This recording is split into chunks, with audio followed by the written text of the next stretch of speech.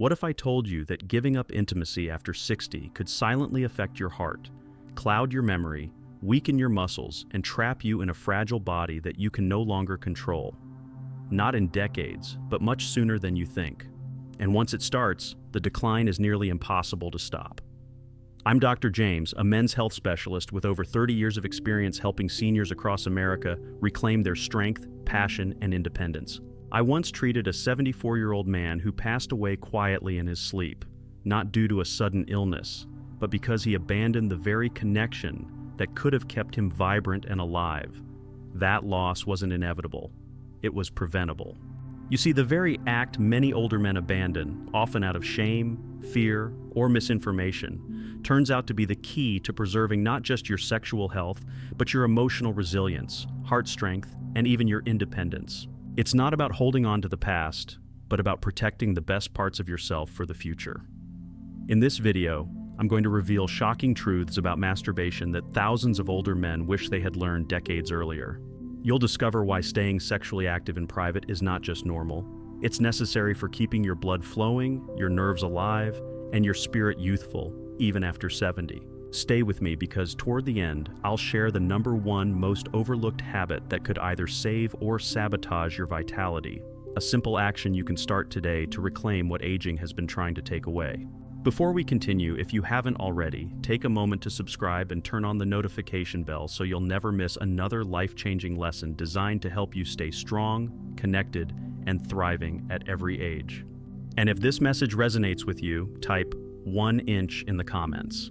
If you feel there's something more you'd like to learn, type 0. I'm here to listen and grow with you.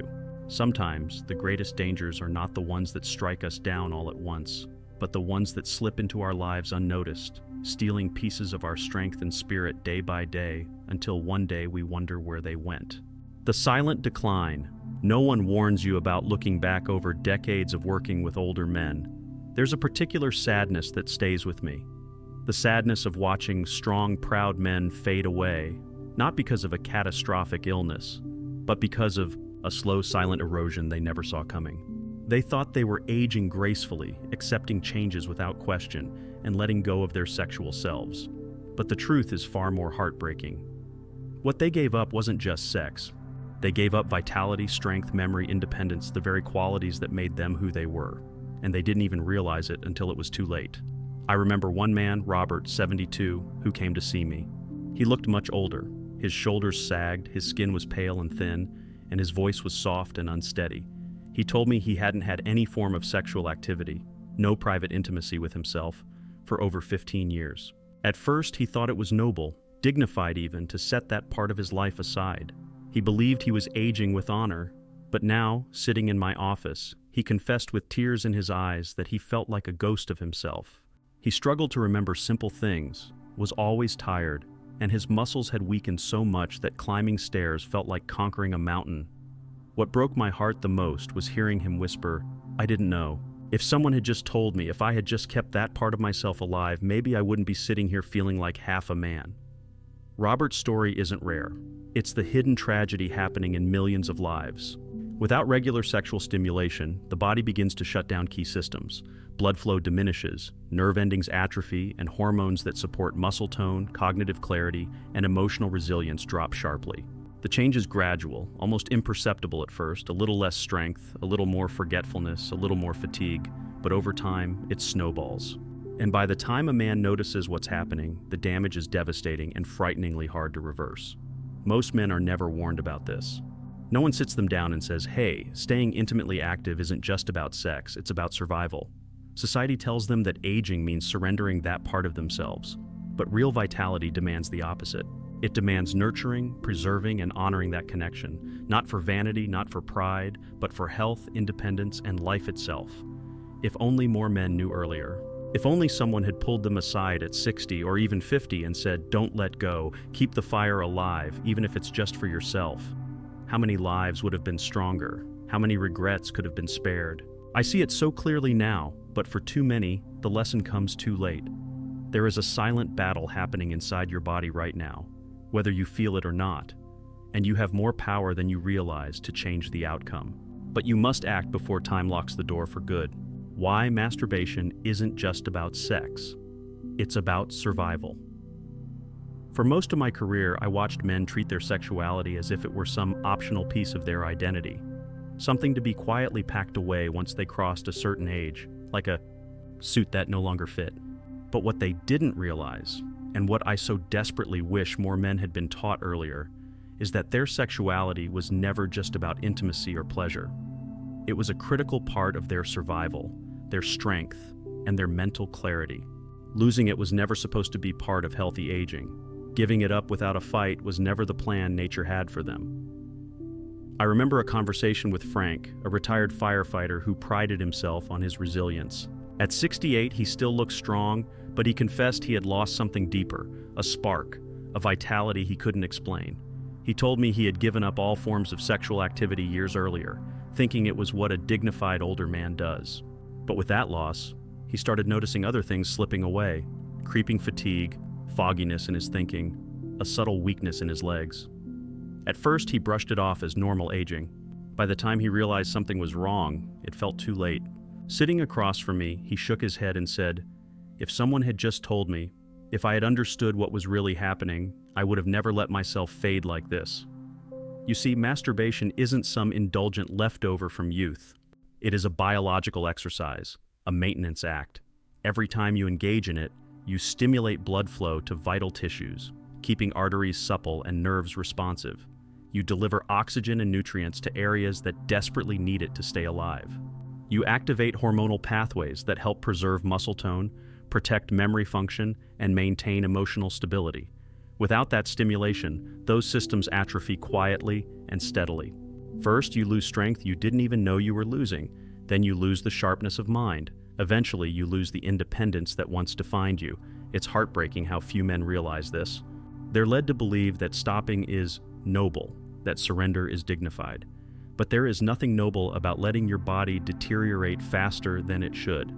There is nothing dignified about losing pieces of yourself that could have been saved with something as natural as keeping your intimate life alive, even if only for yourself, even in private moments of solitude. I often wonder how different Frank's life could have been if someone had pulled him aside at 55 or even 60 and said, "Don't quit, stay connected to your body. Keep your blood flowing, your nerves firing, your spirit alive." How many stairs would he have climbed more easily? How many days would he have woken up with more energy and clarity? How much longer could he have kept that fierce light in his eyes that once made him feel invincible? You can still reach orgasm, even without a perfect erection. One of the cruelest myths that I've seen steal hope from older men is the idea that if they can no longer achieve a rock-hard erection, their days of pleasure are over. It's heartbreaking how many strong, capable men surrender to that lie, believing their body has betrayed them and that they are somehow broken beyond repair. They walk away from one of life's deepest sources of connection, joy, and vitality, not because they have to, but because no one ever told them the truth.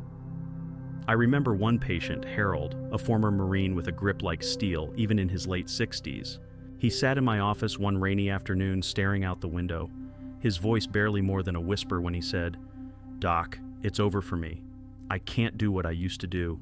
I guess that part of my life is gone now." I gently asked him if anyone had ever explained to him that orgasm and erection are two separate processes, and that a full, rigid erection isn't a requirement for climax. That his body still had the potential to feel profound pleasure. He turned and looked at me, a mix of disbelief and something deeper, an ache, a grief for all the years he had spent thinking he was finished when, in truth, he had simply been misinformed. The reality is, the pathways to pleasure remain alive far longer than most men realize. Even when the mechanics of the body change, even when the old familiar responses evolve, the capacity for orgasm often persists. Sometimes it requires a little more patience, a little more exploration, a little more trust in your own body. But it is there, waiting like an ember under the ashes, ready to spark back to life, if only you believe it's possible. It devastates me to think about how many men like Harold spent years, even decades, mourning a loss that was never truly lost. They withdrew from themselves, from their partners, from intimacy, carrying a heavy burden of shame and resignation that should never have been theirs to bear. All because no one told them the simple, liberating truth: you are still capable. You are still whole. Your ability to feel, to connect, to experience joy, none of it is gone. It has only changed shape. If Harold had known earlier, If he had understood that he didn't have to measure his manhood by the firmness of an erection, how different would his life have been? How many moments of laughter, tenderness, and closeness could he have embraced instead of pushing them away in silent shame? How much more vibrant and fulfilled could his golden years have been? This is why I speak so passionately about these topics. Because behind every silent man who gives up on himself too soon is a lifetime of memories he could have made. A richer, fuller life he could have lived if only he had been given the right information, the right encouragement, the right hope. The body does change. That is inevitable. But change does not mean defeat. It means adaptation. It means learning new ways to connect with yourself, to experience pleasure, to celebrate the remarkable resilience that still lives within you. Giving yourself permission to explore these new dimensions is not weakness. It is wisdom. It is courage. It is life refusing to be silenced. And if you think reclaiming your pleasure is powerful, wait until you discover what it does for your emotional health. Because next, we are going to dive into the hidden emotional benefits of staying sexually active and why neglecting this part of yourself can quietly erode not just your happiness, but your very will to live. The emotional lifeline. Most older men overlook. There is a hidden cost to giving up intimacy that no one talks about. It's not written about in the pamphlets you get from your doctor. It's not whispered about among friends. Yet I have seen it unfold over and over again in the lives of good men who thought they were simply accepting the natural course of aging. What they didn't realize was that by letting their intimate life slip away, they weren't just losing physical pleasure. They were severing one of the deepest emotional lifelines that keeps the human spirit alive.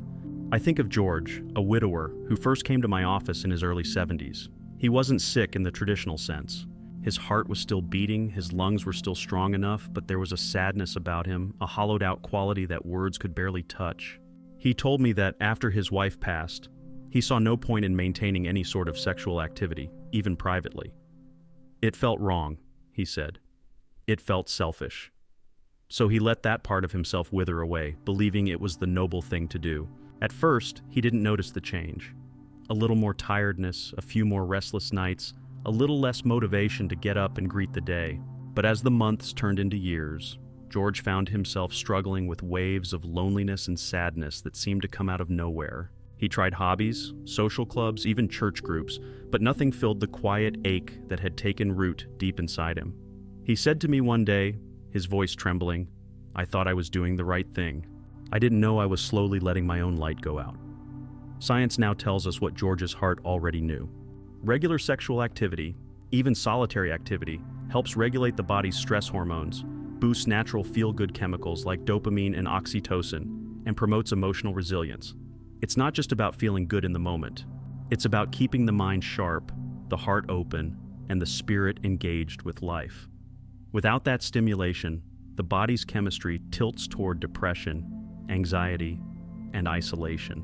It becomes harder to find joy in the simple things, harder to bounce back from setbacks, harder to stay connected to the world around you. I've lost count of the number of men who have confessed to me, often in choked, ashamed tones, that they feel invisible after 65, 70, 75.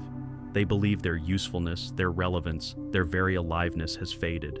And yet, time and time again, I've seen those same men reclaim a vibrant, meaningful life when they dared to reconnect with themselves in the most primal human way, not by chasing some impossible fantasy of youth, but by honoring the needs of the body and soul that remain very much alive, even when the world tells them they should have been buried long ago. If George had known sooner that tending to his intimate life was not a betrayal of his grief, not a selfish act, but a profound form of self-respect and emotional survival, how much pain could he have been spared?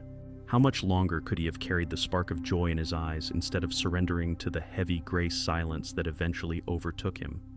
The real tragedy is not that men age. It's that they are taught to age by cutting themselves off from the very lifelines that keep them fully human. But it does not have to be that way. Even now, wherever you are in your journey, it is never too late to choose connection over isolation, vitality over surrender. Fear and shame, the hidden enemies of vitality.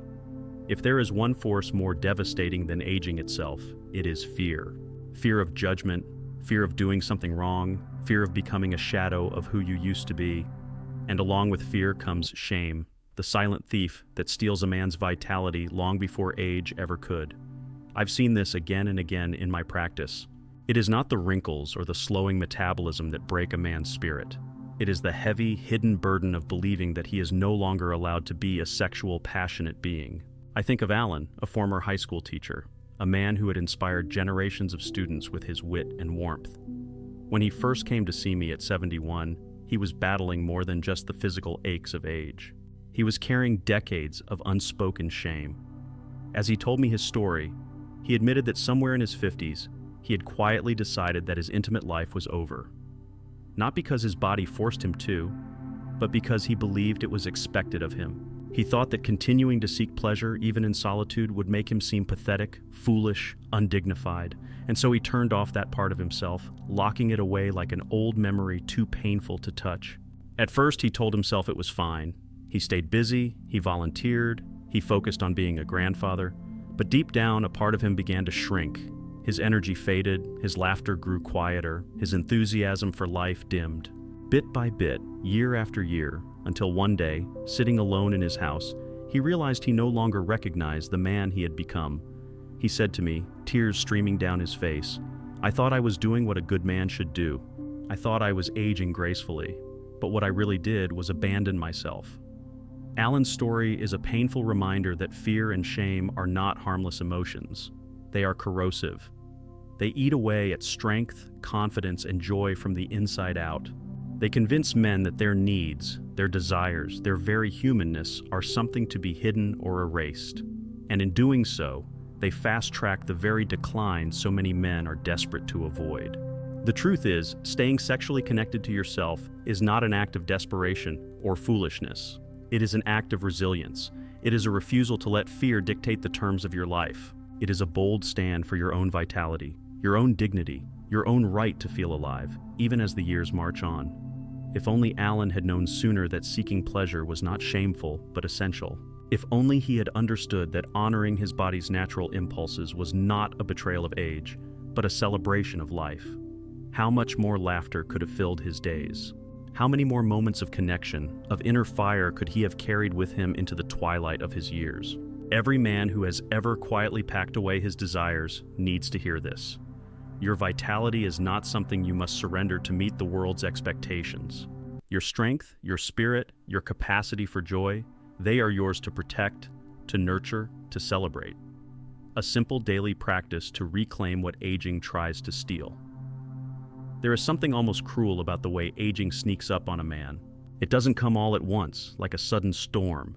It comes gradually, like a slow leak in the hull of a once mighty ship. A little less strength here, a little less sharpness there. One day you wake up and realize that the man you see in the mirror is only a shadow of the man you once were, and the tragedy is not that aging happens. It's that so much of the decline could have been slowed, even prevented, with a few simple acts of daily defiance. I think about my patient Samuel, a retired carpenter with hands that had once built homes and cradled grandchildren with equal tenderness. When he came to me at 75, he was facing what he called the slow surrender. His legs ached after walking just a few steps. His grip had weakened so much he struggled to open jars. His once bright spirit was dulled by a fog of frustration and resignation. When we talked, he admitted something I hear far too often. "Doc," he said, voice cracking, "I just stopped moving. I stopped touching. I stopped doing anything that reminded me of the man I used to be. I thought I was supposed to." And behind those words was a heartbreaking truth. Samuel hadn't been defeated by age. He had been defeated by inaction. What Samuel and so many other men never knew is that the body is remarkably forgiving if you meet it halfway. Even after years of neglect, the smallest steps toward reconnection can spark profound changes. Movement, gentle, gradual, deliberate movement, combined with private intimacy, even once or twice a week, can restart the engines of blood flow, reawaken sleeping nerves, and signal to the body that it is still needed, still alive. It does not require running marathons or lifting heavy weights. It does not require chasing the old image of youth. It simply requires consistency.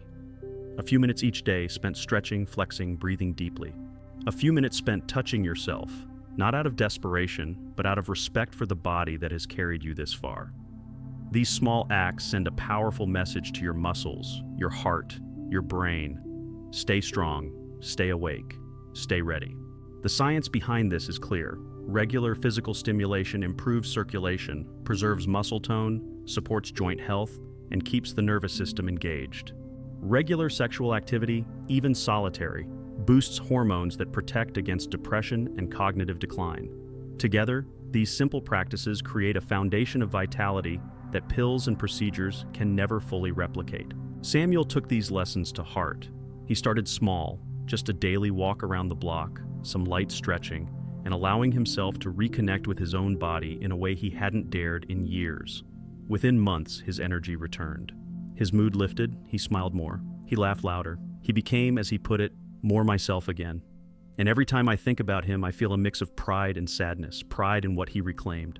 Sadness that he spent so many years believing he had no right to fight for it. If only more men understood earlier that reclaiming their vitality was not about heroics, but about humble daily choices. If only they realized that strength is not lost overnight. It is surrendered inch by inch, and it can be taken back the same way. But there is one more piece to this puzzle that ties everything together. Because staying strong, staying connected, and staying alive in every sense of the word depends on recognizing one final truth about the silent impact of isolation and the extraordinary healing power of connection. Stay with me, because what you are about to discover could redefine how you live the years ahead.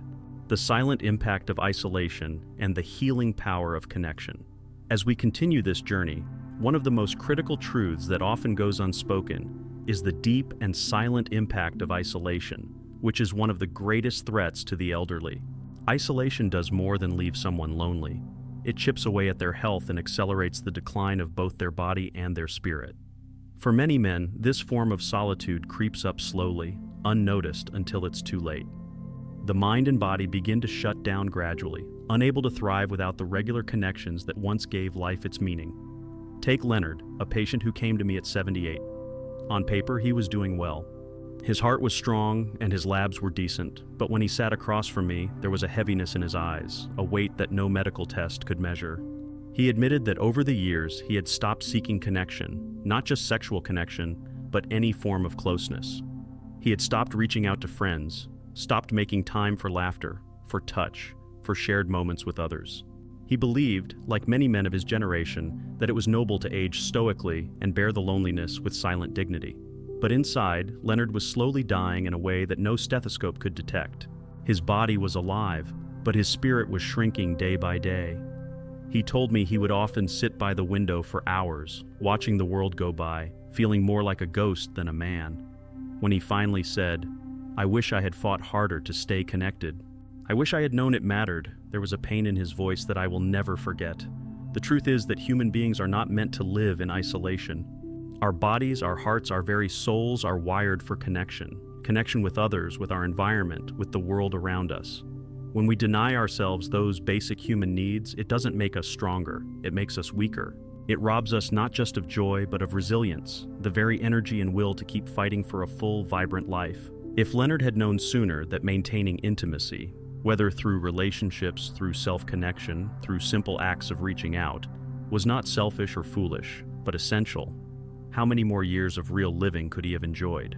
How many more sunsets could he have watched with a heart full of gratitude instead of quiet sorrow? How many more moments of laughter, of warmth, of purpose could have filled the spaces that instead grew cold and empty? But here's the truth. It is never too late. No matter how many years have passed, no matter how much you may feel you have lost, the door to vitality, to connection, to meaning is still open. It only takes a single step, a choice to reconnect, to reach out, to honor the parts of yourself that still long to live fully. Reclaiming the power of connection. In the next phase of this journey, we're going to dive into the most powerful practice you can implement daily to truly reclaim your vitality, mentally, physically, and emotionally. This practice isn't just about feeling pleasure, it's about rejuvenating your entire system, restoring your blood flow, your mental clarity, your emotional stability, and your physical strength. This isn't just a fleeting desire for intimacy, it's about your health, your well-being, and your ability to live vibrantly as the years pass by. Stay tuned, because what comes next may forever change the way you approach your health, your intimacy, and your connection with the world. Conclusion: it's never too late to reclaim your vitality. As we come to the end of this journey, I want to leave you with a powerful message. Aging is not a sentence, it is a transition that can either drain the life out of you or open doors to a deeper, more resilient strength that you never knew you had. Every story you've heard today, from Robert to Frank, Harold to George, Alan to Samuel, and Leonard, carries the same lesson. The real tragedy isn't growing older. The real tragedy is giving up before your time. It is never too late to reclaim the parts of yourself that still burn quietly beneath the surface. It is never too late to move your body, to touch your own skin with respect, to reconnect with the energy that has always been yours. You do not have to be defined by decline. You do not have to accept loneliness, weakness, or fading joy as inevitable. You have the power to stand up to yourself, to the false beliefs you were taught about aging, to the silent enemies of fear and shame. Every small act of connection, every quiet moment of honoring your body is a rebellion against the slow fading of life. It is a declaration that you are still here, still strong, still worthy of passion, vitality, and joy. The next chapter of your life is still being written. You hold the pen, choose to write it with courage, with intention, and with the fierce knowledge that the best parts of you are not behind you. They are waiting to be lived fully and unapologetically right now. These lessons are meant to inspire you to live fully and authentically. Now I'd love to hear from you. Take a moment to reflect and share one thing you've learned and plan to apply in your own life. Let's support each other on this journey toward embracing these truths. If you enjoyed this video, please leave a comment with 1. If not, feel free to comment with 0. Your feedback means a lot to us. Don't forget to like, share, and subscribe to our YouTube channel for more content like this. Thank you for watching, and here's to living life on your own terms.